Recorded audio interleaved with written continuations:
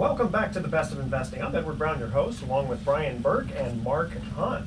And when we cut to the second commercial break, we asked this trivia question: what famous mark is most? I keep bumping my words on that. What famous mark is most associated with Cleopatra? All right, guys. That'd be J-Lo's former husband, Mark Anthony. Yeah, actually, it's Anthony instead of Anthony. Oh, but Mark Anthony? Yeah, and Mark Anthony. Yeah, Anthony. exactly. Okay, we're going to get right into email time here. Brian, let's start with you. Okay. We received an email from a listener that said, or asking, are apartment buildings a good investment now? Well, that's a good question, and I think the answer is yes and no.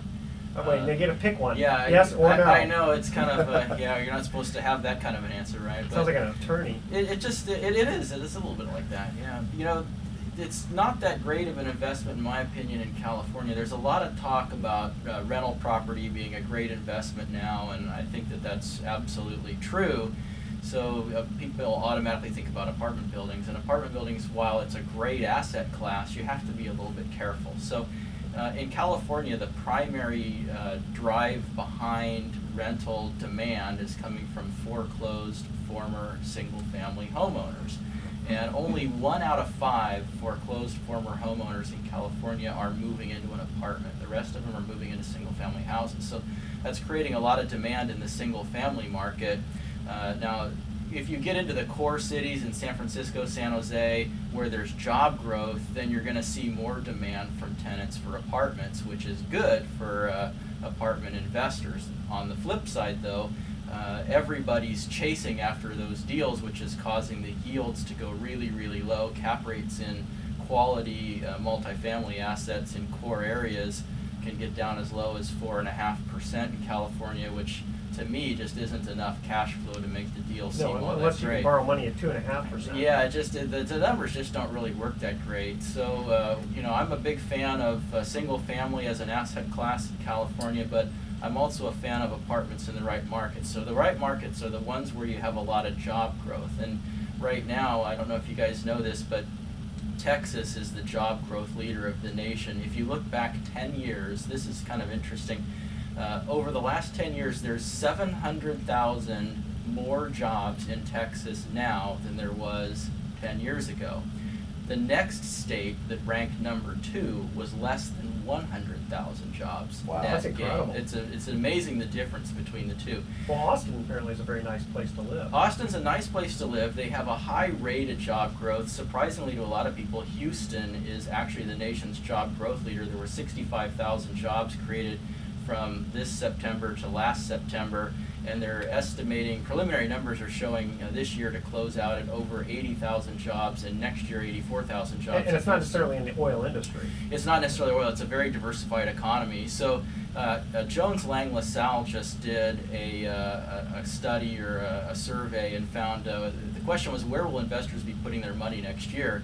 Multifamily properties was the answer. That's where people are going to be putting their money over the next year, and Dallas was actually among the top 5 of where in the country they were going to do this. On Monday, CNNmoney.com came out with a list. You know how they do every once in a while, they have the best places to live Sure. and the other kinds of things. Right. Well, this time the list was the best cities to be a landlord. Ranked number 1 in the country was Houston, and it's because they're forecasting 18% rent growth over the next 3 years and 2.5% job growth. So if you're going to buy apartments, I think that's a great strategy. I just don't really see a play here in California. I see a big play in Texas. We're buying in Texas for our investment funds at Praxis Capital. We purchased one early this year, 54 units in Austin, Texas.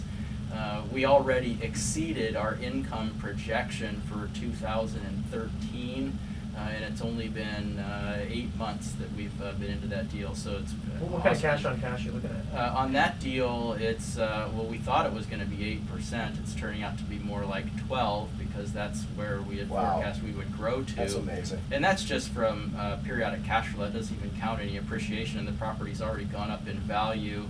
About $800,000 since we purchased it a few months ago for $800,000. So we've essentially doubled the property's value in just a few months. And then we bought 136 units down in Houston, Texas, in a master plan suburb of Houston. It's a really, really nice community. Not far from there, ExxonMobil is going to be, they did actually just break ground on a new headquarters there. They're expecting 55,000 jobs to come to that headquarters, and it's just minutes away from Okay, where we the just average bought. listener obviously can't, I'm guessing, the average listener can't invest directly in Buy Houston. apartments in Yeah, Houston when they live in exactly. California. Yeah, Yeah, so you- I'm gonna guess that some people are gonna say, God, how do I get a hold of this guy? Yeah, well, certainly they can look at our website, which is praxcap.com. It's praxcap.com, or you can go to bestofinvesting.com. There's a link to our website there. And, on our site, we have a news page where you can read about what's going on in the Houston marketplace. And certainly there's a strong, compelling argument for, even if it's just a duplex, triplex, or fourplex, to just get into that rental market if you want to participate in large multi-units, 100 units or more, or whatever, like we're doing. Certainly we can talk about that, but if you're capable of doing it, I suggest you really take a serious look at it. And what kind of, what's your minimum investment for an investor who wants to get a hold of you? We only take investments from accredited investors, and our minimum investment for the accredited investors is $100,000. So even though, don't you do like a Reg D where you can take up to 35 unaccredited? Yeah, we can take up to 35 unaccredited. There's more hoops to jump through. We've just found it's better to stick to the model of using accredited investors. And What kind of return are those people getting so far? Our funds range from about 8% on a cash-on-cash basis to in the mid-20s and in mid to high 20s overall return on each of them, and they're all using different strategies, but they're all returning similar Yeah, but if results. you're in a market where the rents are going up and you're buying well, and interest rates are low, so you're getting the leverage there, I mean, I can see why you're producing such a good return. Yeah, I mean, we're getting 8% from cash on cash, and we borrowed the money at 5.52 for, so you're It's making called 3% just out arbitrage. of that. Yeah, it is. It's interest rates are low and rents are rising, and there were a lot of apartment building foreclosures in Texas because at the peak of the real estate bubble, California buyers were selling their overinflated single-family houses and flocking the money over to Texas in 1031 exchanges, but they just didn't have the experience to know how to run them through a recession. So a lot of these are cycling through the foreclosure process, and we're picking them up at a big discount. All right, thank you, Brian. And Mark, we got an email here from a listener. I thought this was pretty good too. It says, this person would be potentially investing with you, and he says, how important is the credit score of a potential borrower? Well, not as important as you might think. So those of us who have borrowed from banks know that they're pretty much FICO driven. They're looking at the score, and when you fill out a loan application, they're going to input it into their software, and it's basically you're a series of numbers, really, literally you're a series of numbers to the banking industry. And the FICO score, the three scores that you get from the three main credit houses, that determines whether or not you can buy a home and utilize bank financing. So after the real estate crash in 2006, 7, 8, the banks largely left certain segments of the lending industry. The most notable one is for real estate investors. A lot of people bought homes using stated income in the early to mid 2000s. Many of those people lost those homes, or should I say maybe let them go back to the bank. Some people call that a strategic default. So what ends up happening is the banks no longer want to have a conversation with people who have a foreclosure on their record, which gives your credit score a pretty big hit. I've seen credit scores in the low 500s as a result of really just maybe letting one property go The to bank thinks that foreclosure. you're going to go ahead and default on them too. Well, again, it's all about probabilities. I mean, that's how the algorithms work that these credit houses use to create that FICO score. So at Pacific Private Money, we make loans to real estate investors for acquiring either rental property or to hold long term for rental income, to either buy fix and flip, or maybe you own real estate that is not your primary residence. Maybe it's a second home, maybe it's an estate property, maybe it's a probate situation and you need cash.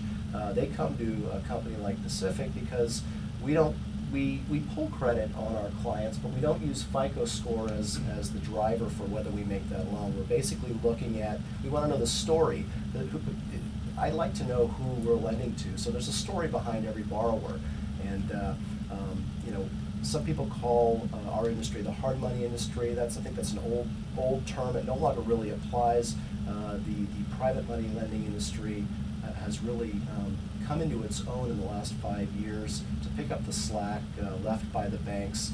And while maybe 10 years ago a hard money lender wouldn't even care about you as a person, they just look at the property. It's Well, you have totally to assume asset that driven. Take it, you can assume Right. you have to foreclose. Right, take it over. exactly. If you could fog a mirror, you could get a hard money loan, and you would generally pay 10 points and 12 to 15%. Ah, the good old days. Wow. Nowadays, we are looking at the borrower. We're putting together a borrower profile, but the fact that you've got a low FICO score could be from a number of reasons that are not necessarily reasons that concern me about your likelihood to make the monthly payments on that loan. So if you have gone through a strategic foreclosure or a short sale, or you had a medical issue, or even in some cases it's a credit fraud. I've got one of my best clients has gone through credit fraud. So applying for a private money loan, having low credit should not prevent you from coming to a company like Pacific and seeing if you So- qualify for a loan to buy real estate. So you don't put people underneath the railroad tracks when they don't pay? Well, not Well, quite not that quite bad. that. No, Okay. Guido does. Guido, yeah, exactly. Okay, we are going to cut to our third and final trivia question break. And here is the question. This well-known mark is best known for owning the Dallas Mavericks. What is his last name? The first 3 callers with the correct answer win a free 3-day, 2-night stay at the Lighthouse Resort. Their website is lighthouseforfun.com. Call 888-912-1190. That's 888-912-1190 to answer this question. This well-known mark is best known for owning the Dallas Mavericks. What is his name? In fact, if I had his money, I'd throw mine away. Call 888-912-1190. Make sure to include your name, address, email address, and phone number, and we will be right back.